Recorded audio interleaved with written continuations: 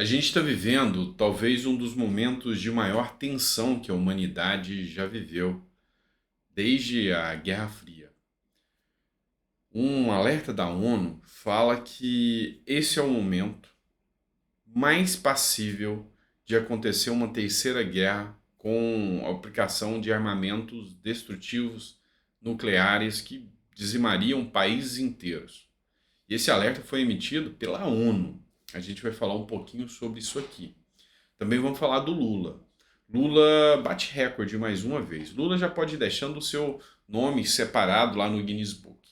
Depois de ter batido o recorde como o maior gastador, maior deficitário no mês de fevereiro, desde 1997, desde a redemocratização do Brasil, agora ele é o primeiro a receber uma nota de carinho do Congresso. Você vai entender um pouquinho mais sobre o que se trata, mostrando que Lula está cada vez mais fraco e a queda é inevitável. Eu sou o Dr. Sandro Gonçalves, advogado, jurista, filósofo político. Nosso intuito aqui é falar um pouquinho de política, dar opinião, dar o nosso parecer, acertar e errar com você. Afinal, a gente é humano, mas nunca se calar. Afinal, eu posso até não concordar com o que você fala, mas eu vou lutar até o fim para que você tenha o direito de dizer coisa contrária ao que acontece no Brasil, que prefere censurar e calar opositores. Não é assim que funciona? Mas bora lá, vamos falar sobre matéria, vamos falar sobre notícias. Só lembrando, se você não for inscrito, inscreva-se aqui no canal. Pois bem, vamos falar de Lula, tá? Para você que fez o L, para você que ainda apoia o L, vamos pensar no seguinte. Lula, ele simplesmente deu o maior rombo deficitário dos últimos anos. Desde 1997, o maior buraco econômico. Isso é uma marca registrada do governo Lula já. Você duvidava que ele chegaria e gastaria desesperadoramente. Muita gente até chegou a acreditar, economistas renomados como Armínio Fraga, por exemplo, que fizeram o L e já falaram que estão arrependidos.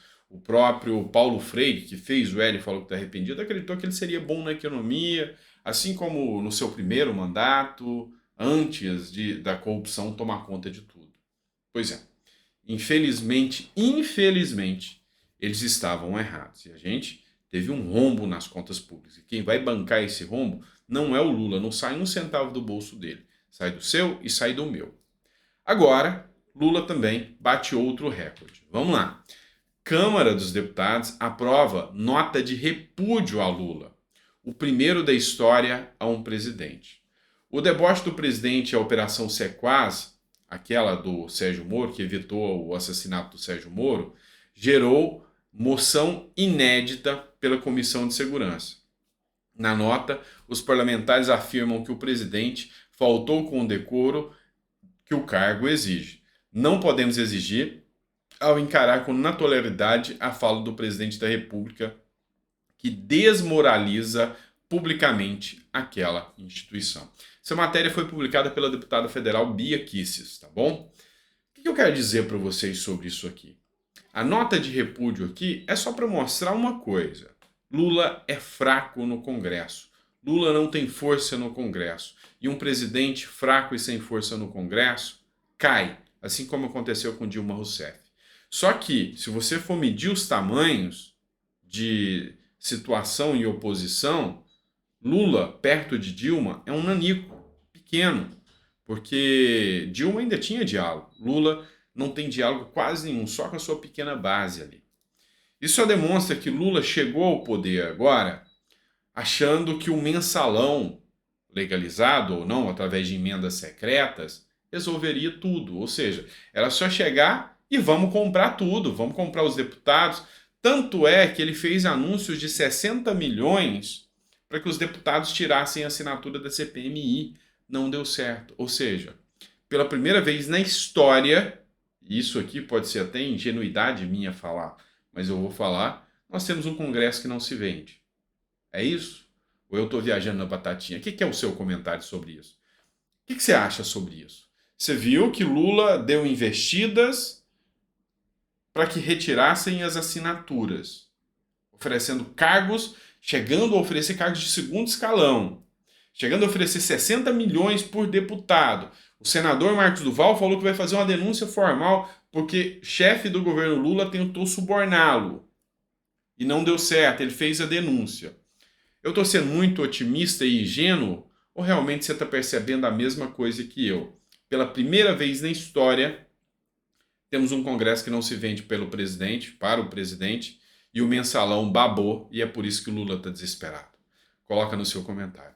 Essa moção de repúdio serve para demonstrar única e justamente isso, tá? Que Lula está fraco. E Lula está fraco porque ele está destruindo a economia, porque ele está fraco na economia. E a mídia não teima em tentar passar o pano. Vou te trazer essa matéria do UOL Economia, tá? Do UOL Economia. E eu sigo sempre, por causa da minha formação no mestrado em comércio internacional, eu tenho que acompanhar as pautas econômicas do Brasil e do mundo. Mas olha essa notícia, se você olhar as letras garrafais, é como um contrato. Você já viu aquele contrato que você vai lá no banco e tem uma letra grandona? Você vai pegar 10 mil reais agora, com a letra desse tamanho. E lá bem pequenininho, com um juro de 1.500%, bem pequenininha. Pois é isso que a mídia faz. Olha aqui. Brasil teve mais de 241 mil novas vagas da CLT em fevereiro, diz o governo. Mas olha só que coisa boa! O Brasil teve 241 mil novas vagas de emprego, mas que maravilha! Só que não. Aí quando você vai ver a matéria, tá vendo aqui esse texto pequenininho? Talvez você não consegue nem ler aqui em cima, tá? Aqui é uma faixinha branca aqui em cima. 31,6% a menos que no mesmo período do mês de 2002, ou seja, 31% a menos do que no governo Bolsonaro, recuperando de uma pandemia, recuperando de uma guerra da Ucrânia, recuperando de uma recessão mundial. Agora a situação está mais cômoda, agora não tem mais a escassez de alimentos e de produtos.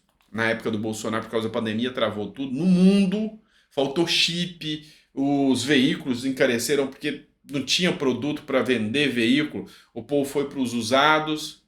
Apesar de tudo isso, 31,6%, um terço a menos do que a gestão Bolsonaro. E a mídia só quer mostrar para você que teve 241 mil a mais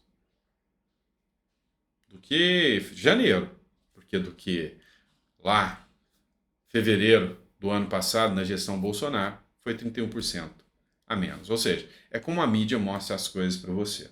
E por que eu estou mostrando isso especificamente, desemprego, caos, tragédia na economia? Porque tem uma matéria da Folha de São Paulo que é interessante a gente saber aqui, ó. O deputado federal Hélio Lopes, mais conhecido como Hélio Negão, publicou aqui um trecho da Folha de São Paulo. Pobreza dá salto na Argentina. Folha reencontra morador de favela 16 anos depois. A pobreza na Argentina deu um salto de 15 pontos percentuais nos últimos 10 anos. 43,1% da população é pobre. 19,7 milhões e 8,1 miseráveis. 3,7 milhões.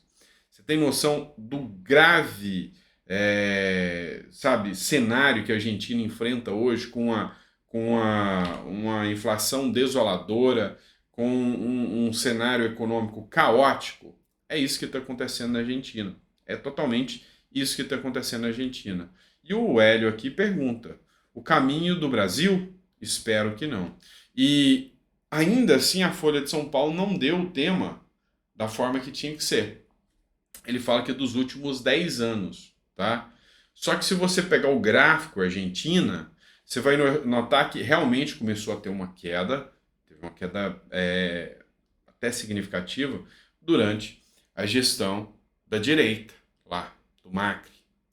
Só que depois da assunção que assumiu o presidente de esquerda, que é o Fernandes, a coisa estourou, subiu.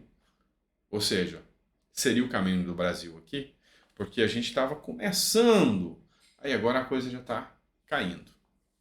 Grave isso aqui. Vou falar de mais um tema, tá? Eu não queria deixar o vídeo extenso, mas eu vou tentar aqui. O que está acontecendo? O ministro do Supremo Tribunal Federal, você sabe quem eu estou falando, ele aceitou agora colocar no inquérito das fake news o Fernando Holliday, vereador lá de São Paulo, da capital, né? De São Paulo. E o senador Eduardo Girão fez uma defesa dele em tribuna no Senado. Eu queria que você assistisse essa defesa, porque é importante que você entenda. O Fernando Holliday fez essa postagem e escreveu o seguinte: no dia de ontem, o senador Eduardo Girão Oficial falou na tribuna do Senado Federal sobre o absurdo que está sendo cometido contra minha pessoa. Muito obrigado, senador. Seguimos na luta. Assiste aqui comigo, pessoal. E a gente vê mais uma vítima.